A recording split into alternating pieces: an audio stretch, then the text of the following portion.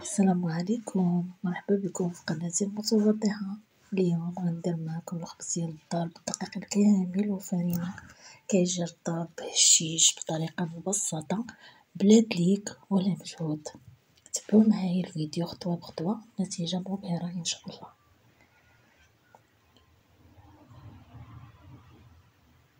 عندنا 2 سلايف ديال الفرينة،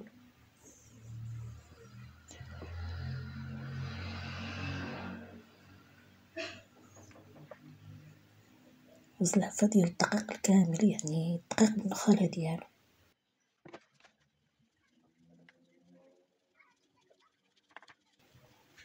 غنغربلهم ونحيد ديك النخالة اللي تكون غليظة.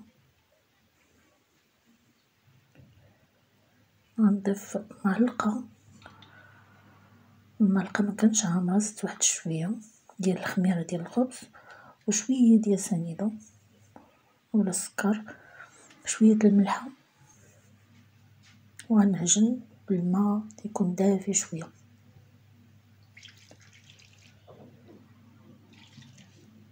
غنستعمل الزلافة الاولى، نفس الزلافة اللي عبرت بها الدقيق، وغنضيف الزلافة الثانية.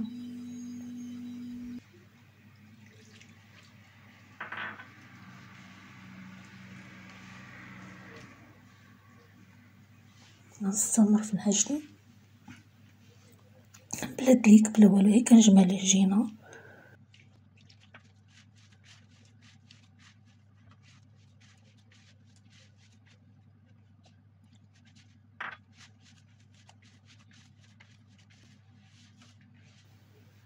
هاد الخبز كيبقى رطب ولو يبقى يومين.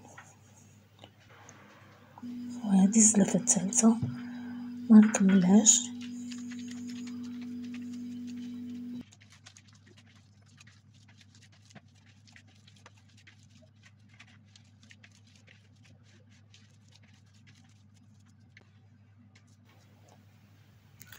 خدا ليا 2 سلايف وشي شوية، غنخليه يرتاح شوية ونعاود نرجع ليه.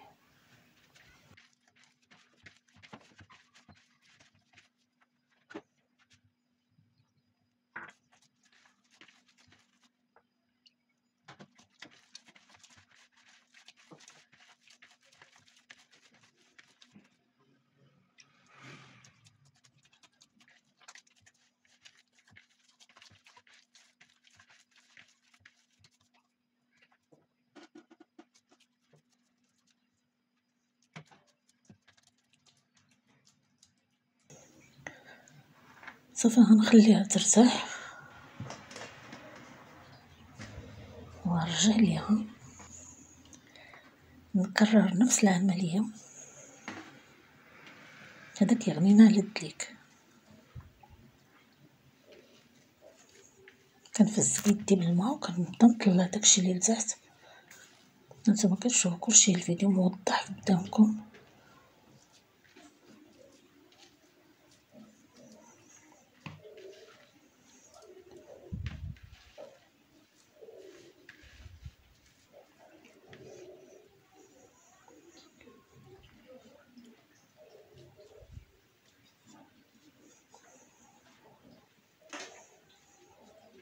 نغطيها ونخليها هادي اخر مرة، من بعد ما كتخمر كتضاعف الحجم ديالها. انا غنوريكم. صافي كنقطعها وكندوزها في الدقيق الكامل، دائما باستعانة ديال الماء.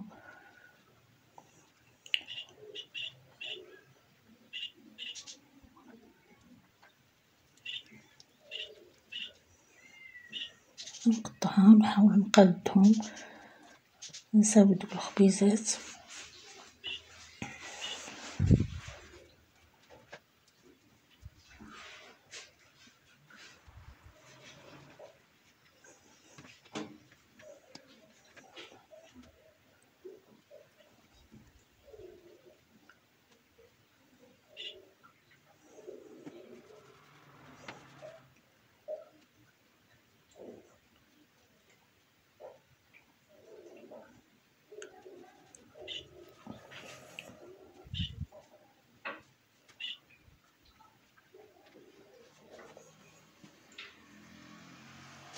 غنقرصهم.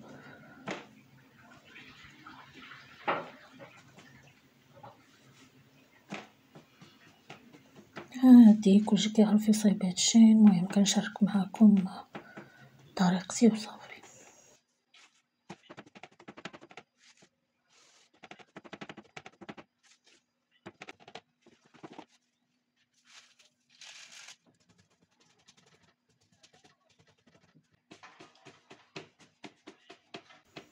غنستمر حتى نكملهم كاملين.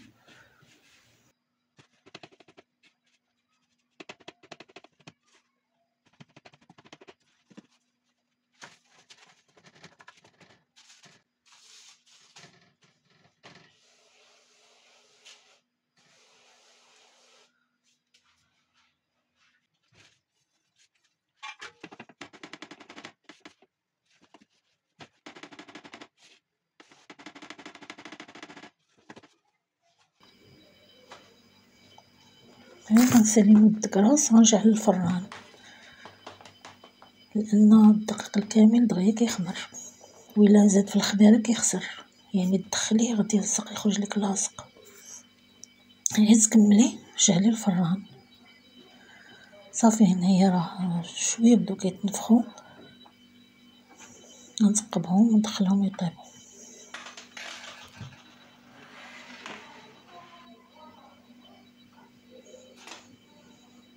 ندخلهم بثلاثة مرة واحدة صافي. هادي طابت نحيدتها وكنغطيو الخبز باش كيرجع ليه داك الصهد وغير طاب.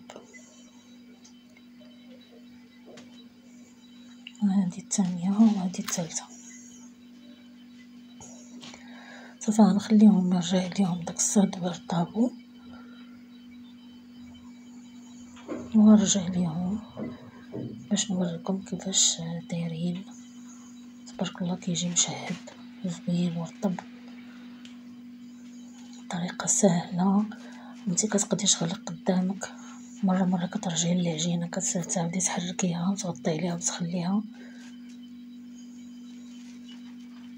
وكيجي الخبز رائع صحي زوين احسن من خبز المقاد ب1000 مرة.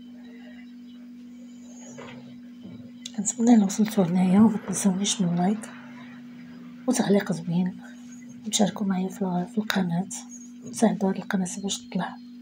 وشكرا جزيلا لكل واحد كيعلق ولا تيقول كلمة ديال الخير.